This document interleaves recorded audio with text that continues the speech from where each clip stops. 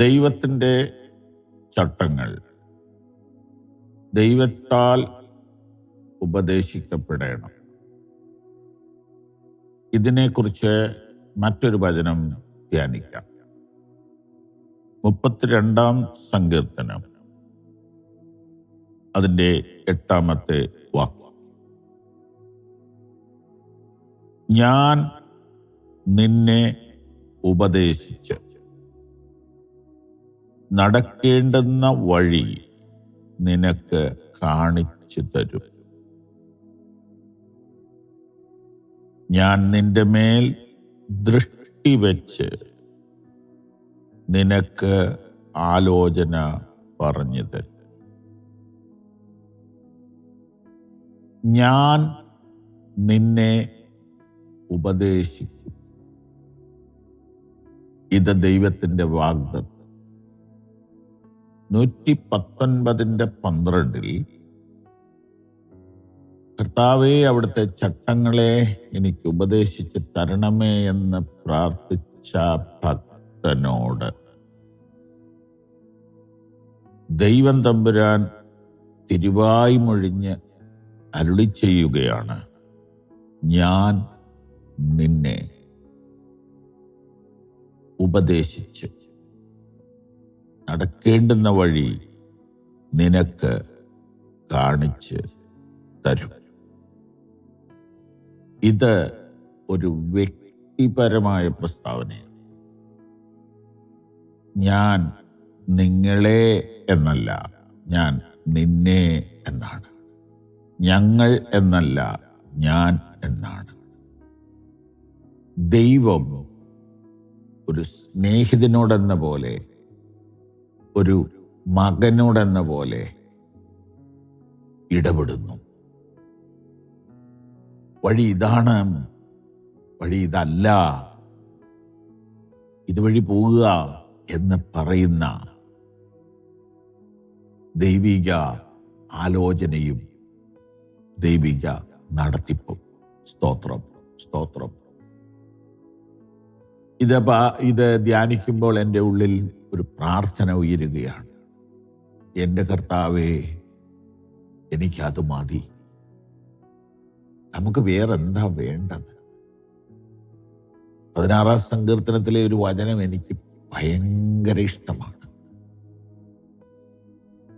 എനിക്ക് ബുദ്ധി ഉപദേശിക്കുന്ന യഹോവയെ ഞാൻ വാഴ്ത്തും. അത് നമുക്ക് വായിക്കുകയും ധ്യാനിക്കുകയും ചെയ്യാം അടുത്ത ദിവസം. ഞാൻ നിന്നെ, അതിനായിട്ടൊന്ന് സ്തോത്രം പറഞ്ഞാണ്.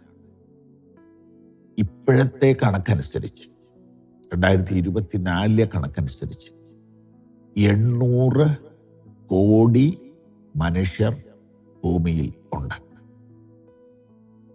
അതിൽ ഒരാളാണ് ഞാൻ. ഞാൻ എത്ര ചെറുതാണ്. ഞാൻ ഏതെങ്കിലും ലെവലിൽ നമ്പർ 1 ആണോ? അല്ല.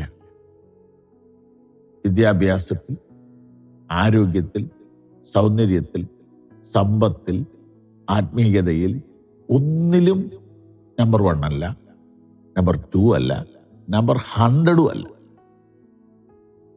ഞാൻ ആരുമല്ല. അതെനിക്കറിയാം. ചുരുക്കം ചില ആളുകളൊക്കെ നമ്മളെ പുകഴ്ത്തുകയും വലിയ ആളുകളാണെന്ന് പറയുകയൊക്കെ ചെയ്യും. പക്ഷേ 800 കോടിയുടെ മുമ്പിൽ വരുമ്പോൾ ഒന്നുമില്ല. നമ്മളിങ്ങനെ പ്രാർത്ഥിക്കുകയൊക്കെ ചെയ്യുന്ന ചെറിയൊരു ഗ്രൂപ്പിനകത്ത്, വിശേഷാൽ പവർ വിഷന്റെ പ്രേക്ഷകരുടെ ഇടയിൽ ഞങ്ങളെയൊക്കെ നിങ്ങൾ വലുതായിട്ട് കാണുമെങ്കിലും ഞാൻ എത്രയോ ചെറിയതാണെന്ന് എനിക്കറിയാം. എൻ്റെ കഴിവില്ലായ്മ എനിക്ക് നന്നായിട്ടറിയാം. പക്ഷേ ഈ എന്നെയും ഉപദേശിച്ച് നടത്താൻ എൻ്റെ ദൈവത്തിന് സമയമുണ്ട്, താല്പര്യമുണ്ട്. സ്തോത്രം. ഞാൻ എൻ്റെ കൊച്ചുമക്കളെ 2 പേരെയും കൊണ്ട് നടക്കാൻ പോയാൽ പെട്ടെന്ന് ഞാൻ തിരിച്ചു പോരും. കാരണം 2 പേരെ എനിക്ക് നിയന്ത്രിക്കാൻ പറ്റുകയില്ല. പിണക്കാരുമല്ലോ. 2 പേരെ ഒരുപോലെ സ്നേഹിക്കണ്ടേ? അപ്പം ഞാൻ പെട്ടെന്ന് പരിപാടി നിർത്തി പോരും. കാരണം ഒരെണ്ണം തെക്കോട്ട് ഒരെണ്ണം വടക്കോട്ട്. രണ്ടുപേർക്കും അപ്പച്ചൻ്റെ ആ ഇൻറ്റിമസി വേണം. അങ്ങനെ ചുരുക്കി പറഞ്ഞാൽ ഞാനങ്ങ് വെട്ടപ്പാവും.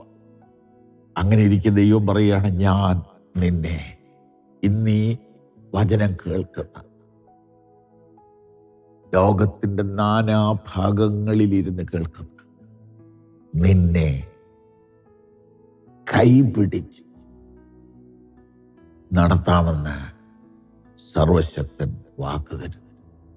അതുകൊണ്ട് ദൈവത്തിൻ്റെ വചനം ദൈവത്തിൽ നിന്ന് പഠിക്കുവാൻ, പ്രാപിക്കുവാൻ ഒരു പ്രാർത്ഥന അകത്തുനിന്ന് ഉയരട്ടെ. ആമേൻ, ആമേൻ. ഈ സന്ദേശങ്ങൾ നിങ്ങൾക്ക് തുടർച്ചയായി ലഭിക്കുവാൻ പവർ വിഷൻ ടിവിയുടെ സാമൂഹിക മാധ്യമങ്ങൾ സന്ദർശിക്കുക.